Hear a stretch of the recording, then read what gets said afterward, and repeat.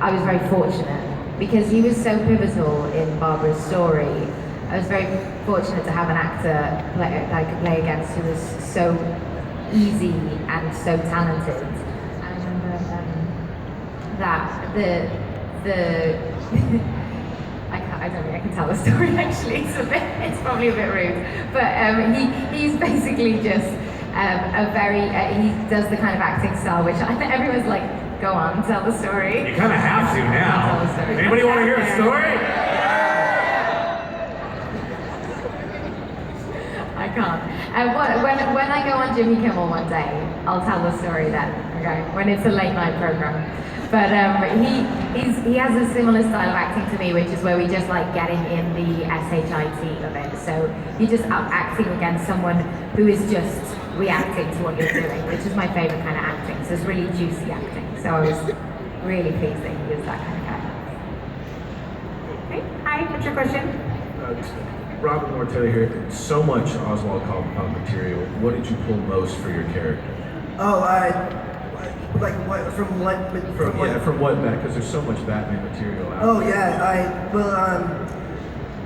I've told this story before, but Jeff Johns is he's very hands-on with our show, and everything that happens in the show is filtered through him. Like he has a final say on making sure that we're being true to the characters, and that the writers are basically.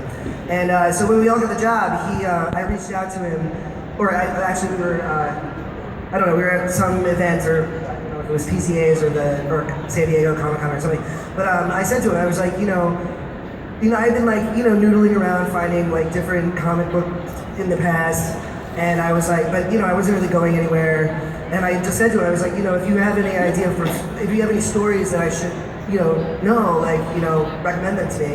And he hand-selected comics and sent them to me. And the one that was most pivotal to me was Penguin, Pain and Prejudice, which is a brilliant story. And so yeah, that was the main one that sort of kind of locked the character in for me. But in terms of just like aspects of the storyline, I would have to say that I really identified with was the fact that Oswald was horribly bullied as a child and mercilessly, and that just made the character so much more human, and just rooted him in reality, which is something that we're all trying to do with these characters, even though it's fantastic and it's comic book. Like, we want to keep it grounded and keep the pathos, everything as real as possible. So that's what helped. Thank you for your time. Thank you, man. And along the lines of origin stories and history, Sean, what you've done with Alfred, I mean, he's a badass. Right? We love Alfred. And so much so, what you've done is even now we look back and we watch, Michael Caine, Alfred, he's telling the stories, and we can kind of see it in our head.